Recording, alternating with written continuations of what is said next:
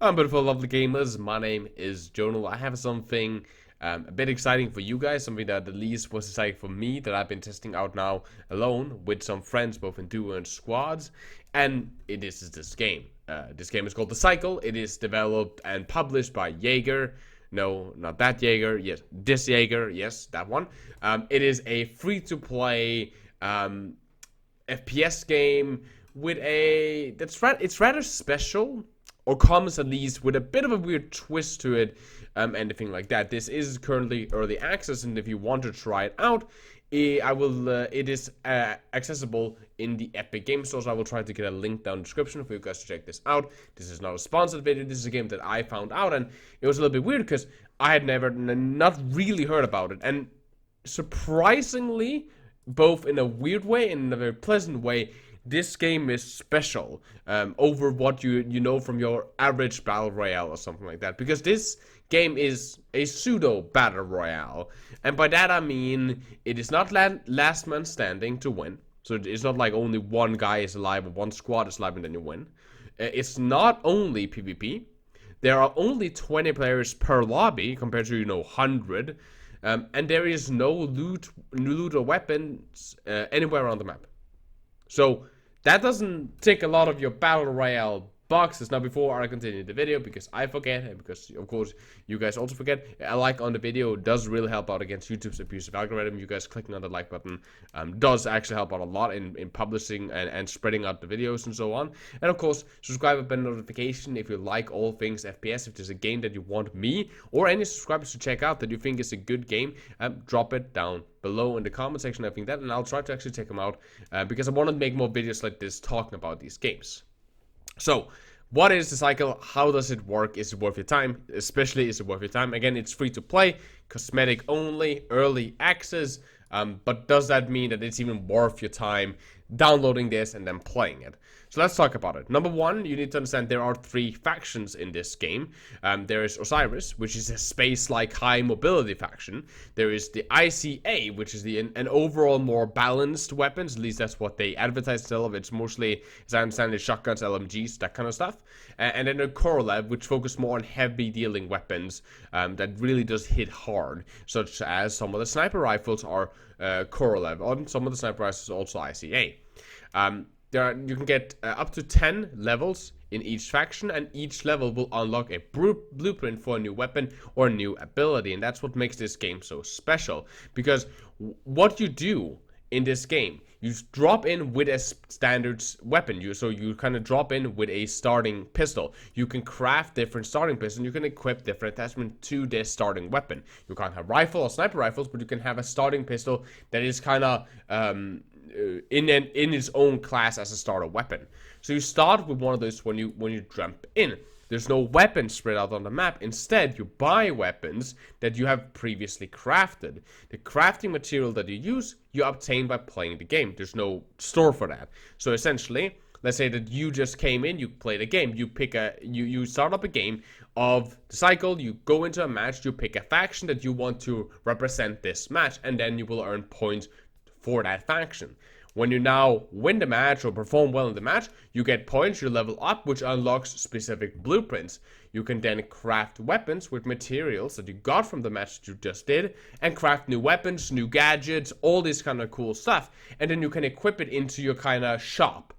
When you then come in game, you will earn credits by playing in that match, almost like you do in League of Legends with gold, and you can spend that money in that match to buy better weapons, to buy better abilities, to have an upper edge on your opponents. There's no RNG random loot spot or dropping and getting killed straight out of spawn.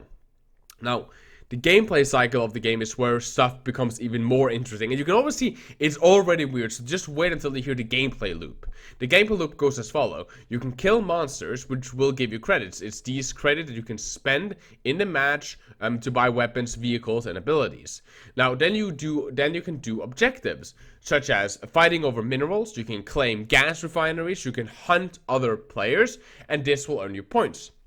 The player with the most points and that manages to evac the planet, right? So it's not last man standing, managed to evac the planet on a dropship that arrives about 20 minutes in the game, will win that match. And this is why the game is so special and interesting, because doing a lot of PvE will grant you a lot of points, and also a lot of time, a lot of money. However, the more resources that you claim, the more kind of gas refineries that you set up, the more satellites that you start claiming, and so on, the more you will have to also defend from other players that will try to take that from you, right? Fighting over resources can earn you a lot of points and a lot of in-game credits to buy new weapons and so on, but also leaves you vulnerable as you're fighting the PvE monsters to ambushes, or even better, you can be the one ambushing them. And that is the whole point of it. Going around PvPing is what I did a lot, where I played the objectives if needed, but really trying to seek out other players, and it did land me some success. Unfortunately, and this is the big thing that you need to remember with this game, unfortunately, this is also where the game really has its issues. The problem with this game is the PvP. The PvE of the aspect of this is fine. There's some repetition in what mobs you will be seeing, but I think overall it's really good. The objectives as well are spread out really, really well. So there's different tasks, and they all feel interesting and different. They accomplish different stuff, and it does that you're not just doing the same gameplay loop over and over and over again.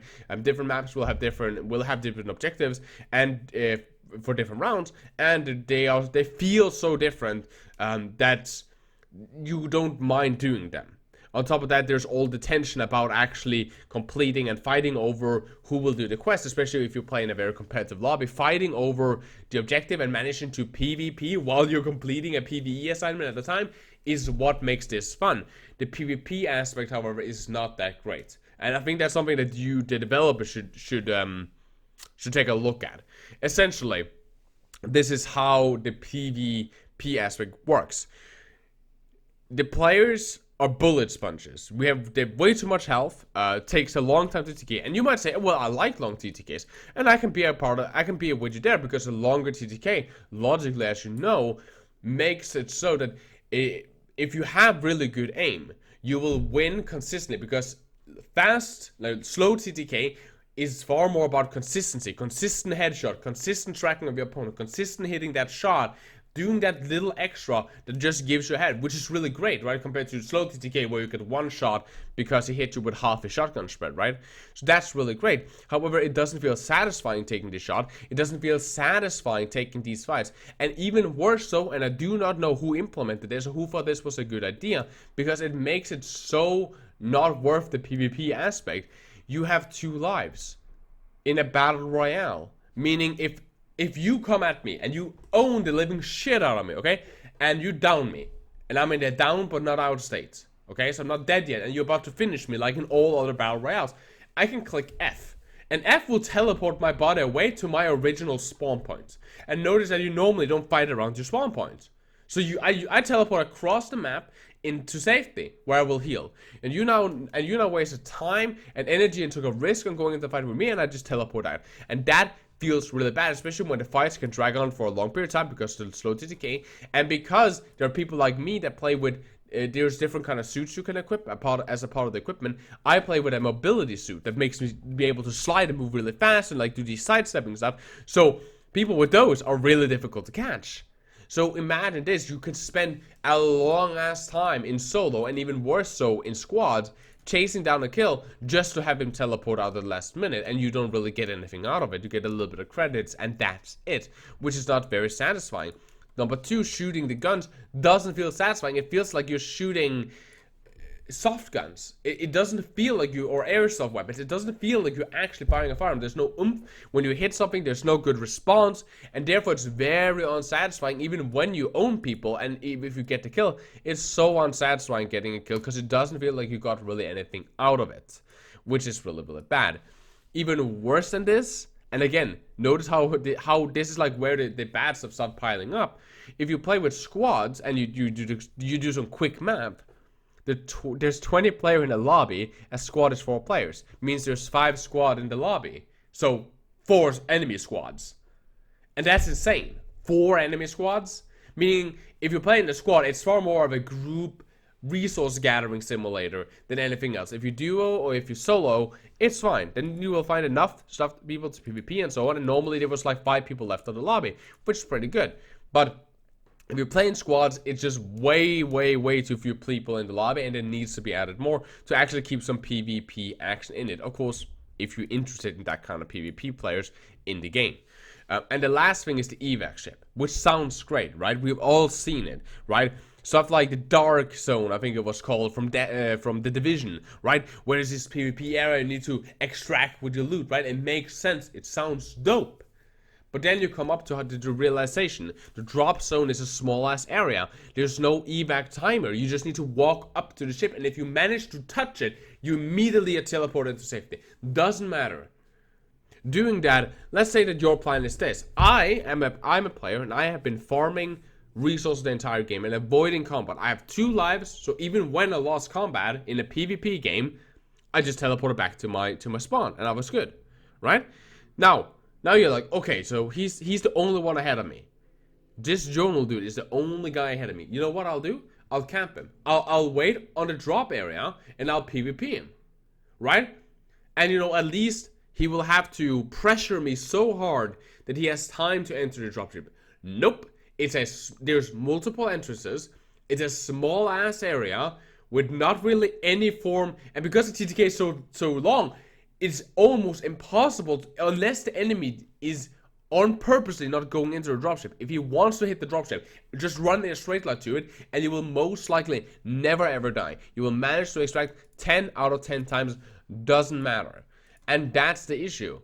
At that point, there's no real PvP. It's unsatisfying. There's 2 lives. Hitting people and actually doing the combat and winning the fights and taking good trades doesn't feel that satisfying because the way that the hit registration, the feedback, and all that stuff is, and you can't even use the drop zone feature properly to do anything. So at this point, there's so much potential, and I highly recommend you checking out this game. Play it, come back to this video, and tell me what you think about it. Because I think this has so much potential. All we need to do with this game is it needs to improve on the PvP aspect. It needs to make itself a little bit more hardcore. It's up to individual people like you in the comment section and on the forum and so on with the game to talk about if you want a faster TTK. I wouldn't mind a faster TTK, or at least mind some way of increasing the pace of the fighting, and at least remove double lives. In my personal opinion, that's what this game need. If it's ever supposed to be able to market itself towards a competitive PvP FPS market. Might not be what they're at here, might be the only one PvE players that likes a little bit of PvP on the side. But for what I saw when I was playing some of the rank lobbies and so on, there was some really aggressive PvPers in there that seemed to be really pushing this side. And I think that's an important thing with it, because if you only play this as a PvE game, it goes stale, it goes boring really fast, even with all the interesting crafting and so on. And even with the diversity in quest, it becomes stale after a given time, as there's no real progression system outside of leveling up your faction. So that's my personal opinion on the cycle. Again, it's still early access. You know, all this stuff is subject to change. I actually do recommend out. This is not a sponsored video or anything like that. I'm just a gamer that loves games. So that's all for me for today, guys. As always, please do take care of yourself. Stay positive. I love you guys very, very much. And as always, my name has been Journal, and you guys keep the enemy in your crosshairs.